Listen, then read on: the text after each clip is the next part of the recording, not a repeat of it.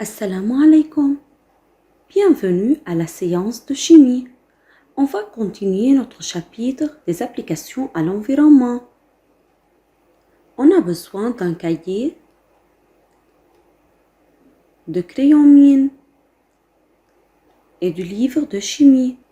À la fin de cette vidéo, vous devez être capable de définir le dessalement, d'expliquer le processus du dessalement. Premièrement, on va rappeler ce qu'on a appris dans la séance précédente. Observez cette figure. Quel est le nom du processus montré dans la figure ci-dessous? Très bien, c'est la clarification de l'eau. Définir la clarification. Excellente. C'est un processus qui permet d'éliminer les grosses et les petites particules en suspension dans l'eau pour la rendre plus claire. La clarification donne-t-elle de l'eau pure? Non, elle donne de l'eau claire. Mais qu'est-ce que ça veut dire le mot eau pure? Eau pure signifie eau sans micro-organismes.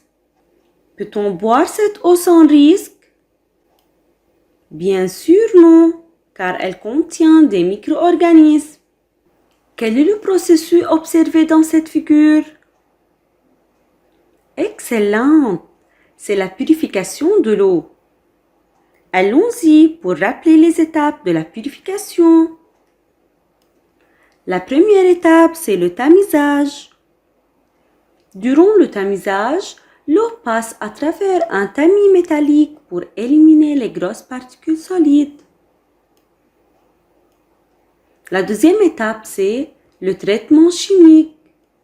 Durant cette étape, on ajoute des substances chimiques pour fixer les petites particules en suspension dans l'eau. La troisième étape, c'est la sédimentation. Durant la sédimentation, les petites particules en suspension piégées par les substances chimiques se déposent au fond du réservoir. Quatrièmement, c'est la filtration. La filtration est nécessaire pour éliminer toutes les particules en suspension. Finalement, la désinfection. Durant la désinfection, on ajoute le dichlore pour tuer les bactéries. Donc, cette figure représente la purification de l'eau. Est-ce que ce processus donne-t-il de l'eau pure? Très bien. Oui, il donne de l'eau pure. Peut-on boire cette eau sans risque? Très bien. Oui, on peut boire cette eau, car cette eau est potable, car elle ne contient pas de micro-organismes. Nous savons tous que l'eau est indispensable à l'existence et à la vie de l'homme, et que les régions désertiques ont besoin beaucoup de l'eau. Mais comment les habitants des régions désertiques obtiennent-ils de l'eau potable? Réfléchissez. Je vous donne une idée. C'est transformer l'eau de mer en eau buvable, c'est-à-dire eau potable. Par quelle méthode peut-on rendre l'eau de mer potable? Cela se produit par purification?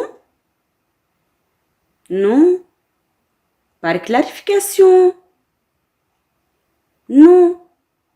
Pourquoi ces deux méthodes ne sont pas convenables? Parce que ces deux méthodes éliminent seulement les particules en suspension et n'éliminent pas le sel dissous dans l'eau. Donc, il faut trouver une technique qui permet de dessaler l'eau de mer. Mais qu'est-ce que ça veut dire dessaler? Dessaler, c'est séparer le sel de l'eau. Cela se produit par une méthode appelée le dessalement. Mais c'est quoi le dessalement? Allons-y pour regarder cette vidéo à propos du dessalement. Premièrement, l'eau de mer est conduite dans un large bassin couvert d'un dôme en plastique transparent. L'énergie solaire pénètre à travers ce dôme et cause l'évaporation de l'eau de mer. L'évaporation signifie le passage de l'état liquide à l'état gazeux. Cette vapeur d'eau se condense quand elle touche les parois du bassin.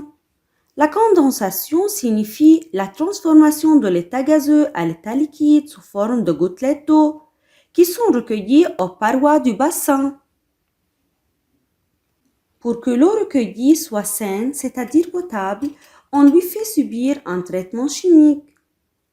Donc, durant le dessalement, obtient-on de l'eau potable? Excellent, elle est potable. Et d'où provient cette eau?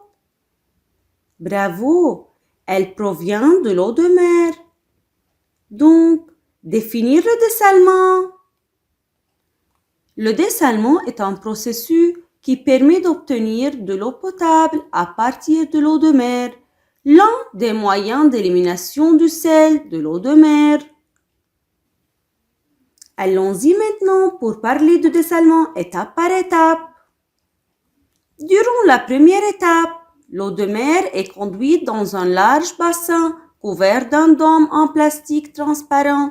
Le bassin est exposé au soleil.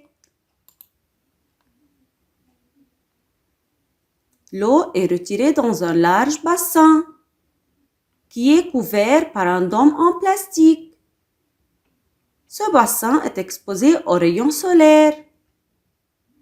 Durant la deuxième étape, l'énergie solaire chauffe le dôme, ce qui fait évaporer l'eau, tandis que le sel se dépose au fond du bassin. Les rayons solaires pénètrent le dôme en plastique transparent pour causer l'évaporation de l'eau, où elle passe de l'état liquide à l'état gazeux. Le changement d'état qui se produit dans cette étape, c'est l'évaporation. Donc, c'est le passage de l'état gazeux à l'état liquide. Durant l'étape 3, la vapeur d'eau va se condenser sur la surface interne du dôme. Éventuellement, des gouttes d'eau vont se former, couler sur la surface du dôme et tomber dans le récupérateur situé au coin sous forme d'une eau distillée. La vapeur d'eau se condense aux parois du dôme et elle est récupérée comme eau distillée. Le changement d'état qui se produit dans cette étape est appelé condensation. Mais c'est quoi la condensation? La condensation, c'est le passage de l'état gazeux à l'état liquide. Donc, en conclusion, l'eau de mer est recueillie dans un large bassin recouvert d'un dôme en plastique transparent. Les rayons solaires causent l'évaporation de l'eau, où l'eau passe de l'état liquide à l'état gazeux. La vapeur d'eau se condense au toucher avec les parois du dôme. La condensation, c'est le passage de l'eau de l'état gazeux à l'état liquide. Donc, l'eau est récupérée comme eau distillée. Alors, l'eau distillée obtenue est-elle potable? Bravo! Non, elle n'est pas potable. Que faut-il faire pour rendre cette eau potable? Bien sûr, pour que l'eau recueillie soit potable, on lui fait subir un traitement chimique. Donc, on ajoute du chlore ou de l'ozone. Quelle est la technique que vous avez étudiée auparavant et qui ressemble au dessalement? Très bien, c'est la distillation simple.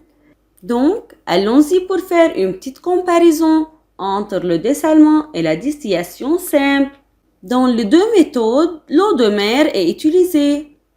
Cette eau de mer subit une évaporation, suivie par une condensation.